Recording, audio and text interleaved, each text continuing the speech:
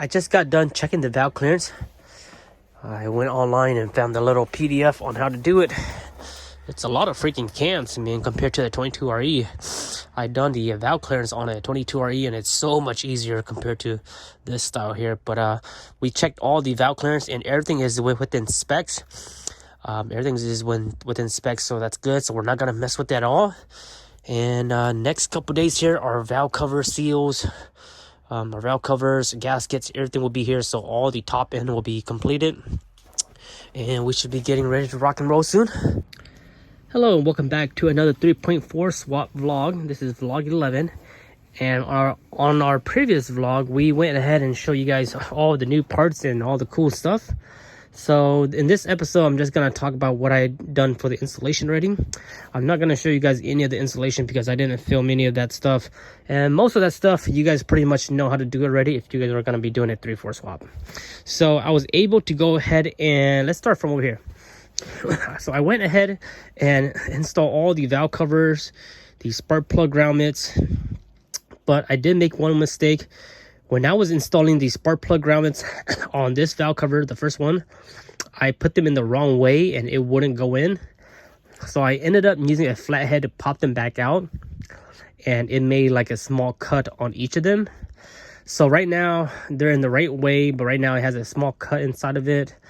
And I thought about it for a couple days and I'm like, man, if that thing does leak for some reason, it's gonna be a pain in the ass to get it all back out and work on. So I went ahead and ordered some new spark plug grommets.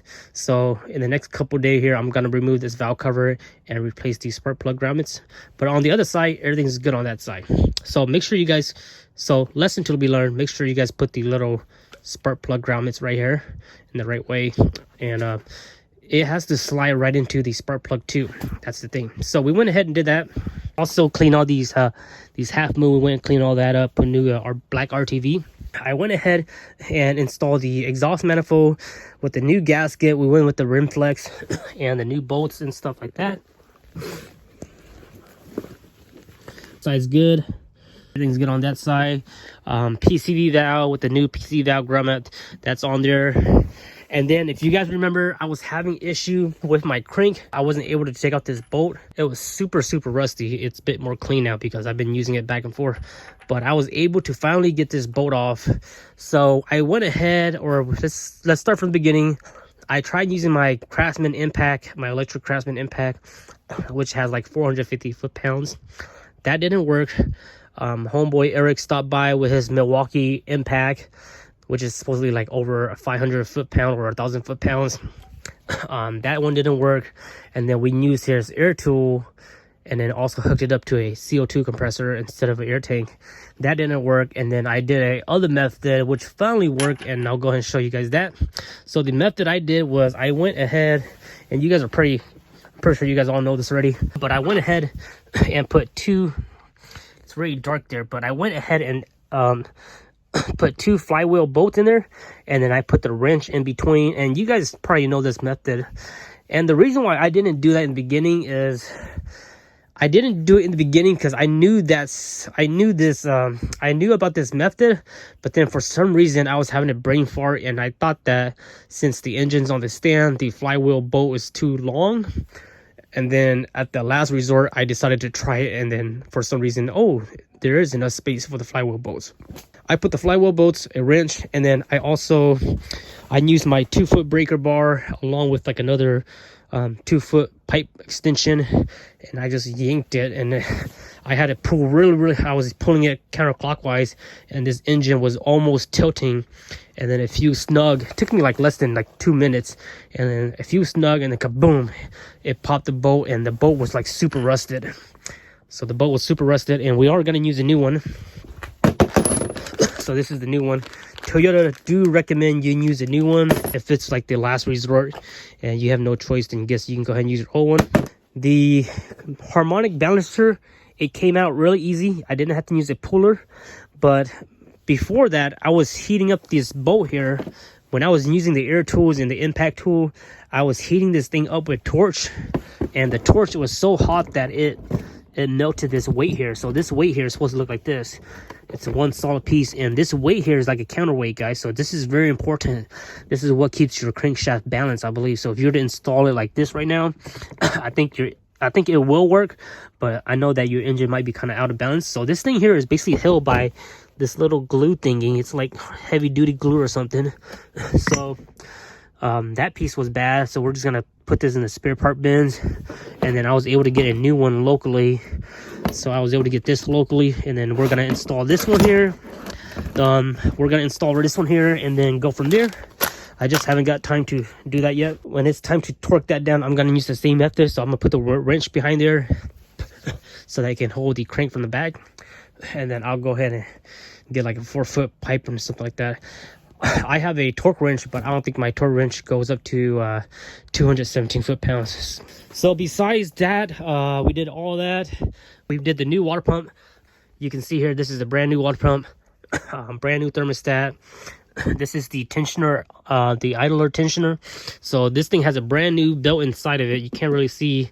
I should have opened this up so you guys can see what's going on, but we have a new belt, new cam seal, new bearings, new water pumps. The only thing I didn't do was I didn't do the front main seal because I wasn't able to get the timing gear off. So I was able to get the pulley off, but then that timing gear is super stuck on the crank. So I was like, screw it, it's not leaking right now. So I was like, screw it, whatever. So I didn't bother with the front timing belt or the front timing seal, the front crank seal, the front main seal. So it is what it is. I'll leave that for the future. Hopefully it doesn't leak. Hopefully it'll give me like another 50,000 miles or so. We did all that tune-up. So basically everything's pretty much done as far as tune-up. Nothing else to really do besides put everything back on. And then the other thing we have to deal now, my next thing I got to deal is put the harmonic balancer back on. And then the other thing that I have to deal with is this new dipstick. If you guys remember, this is the original dipstick. We went ahead and put a bolt to fill that up. This is my new dipstick union right there. So that just arrived today. And you have to hammer that in. So let me give you guys a tip. If you guys are installing this, it's much easier to install this if you don't have the exhaust manifold on yet, because you have more room to put like a punch and hammer it down. The only space I had was like from here to like right here. So that's why you can see it kind of the nick right here. So if you guys are doing this, I recommend you guys don't install your exhaust manifold yet. I wish I would have knew that, but it is what it is. And then this stick right here is the 3.0. This is from the 3.0 dipstick. So what I see online is I seen people drill this heat shield. This is just the heat shield right here. I seen people drill this heat shield, and then this dipstick here will go right in here, and it will go in, and then this mount will go right on that. This little mount here will go on this exhaust stud.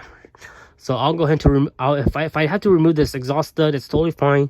These nuts are one-time use. I have some extra nuts, so I'll go ahead and put a new nut on it. But from what I've seen online, people that do the 3.0 dipstick, they have to take this heat shield back off, and you just gotta cut a hole right here.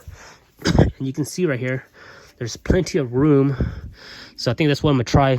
I'm gonna try that. If it doesn't work, or if I don't like it, then I'm gonna go ahead and buy the correct dipstick, because there is a correct dipstick for this, and supposedly it's off of a 3.0 for T100, and it's like $67 off of toy only swap, and there's like no drilling, no nothing like that. It just goes in and it bolts on here or somewhere here. So I'm gonna try this method first, and then I'll see what works. But my biggest question is, since I swapped out the oil pan for a 3.0 and the pickup tube for a 3.0, will this dipstick here have the correct measurement?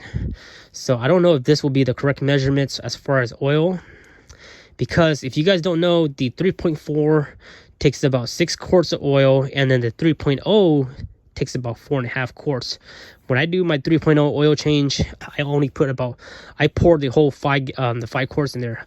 I pour the whole 1 gallon. The 3.4 takes more oil. So if any of you guys know, let me know if the 3.0 dipstick is accurate, or should I just go with the correct dipstick, which is from a T100. So that was the only biggest question I had, but I haven't been able to find that answer yet. Besides that, we're pretty much done with tune-up. We just gotta mock this up here, and then after that, I'm gonna go back and redo these spark plug 2 on this side, and then I'll go ahead and put the wiring harness back on, get the intake back on, and I'm gonna replace some of these hoses here. This one for sure I'm gonna replace, and then I think all of these right here are still good. Let me see what else. Yeah, all of these are still good. And then this right here is the fuel line that I was telling you guys about. You guys all know that this is the fuel line right here.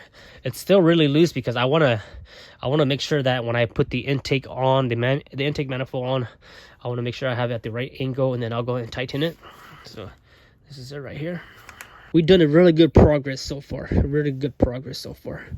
Once I get the pulley on, I'll go ahead and get some of the belts on. I know I can get at least one of the other belts on, the power steering, the AC belts on, I believe.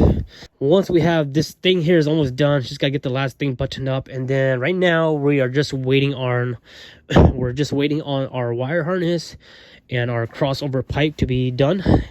And then after that, we just also have to do the clutch, the rear main seal, and then this engine is ready to be swapped into the new one. So I'm super excited. I think in the next couple weeks here or so, I'll probably make another update video and update you guys on the dipstick issue. I'll let you guys know what I do for this, and then I'll show you guys on the next video once I get my spark plugs thing. I'll show you guys the proper directions or which side it goes on, and then we just have to wait for the new wire harness. But in the meantime, I'm gonna take a look at the harness, the engine harness here. I'm gonna take a look at the original engine harness and just inspect it and make sure that everything's good. And if it's not good, then I'll just go back and either strengthen the wire harness with electrical tape.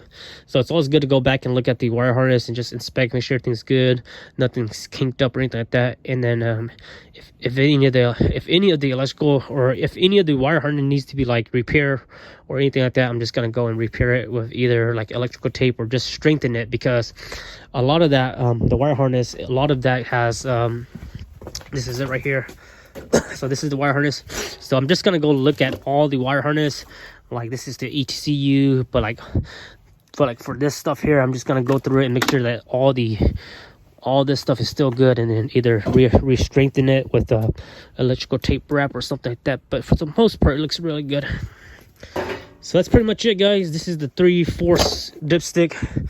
Might put that on eBay, don't know yet. And then that's the original plug. But on that, guys, I'm gonna go ahead and wrap it up. If you guys got any questions for this vlog or this state right here, the status that we're at now, leave in the comment section below, and I'll catch you guys next time. Talk to you guys then.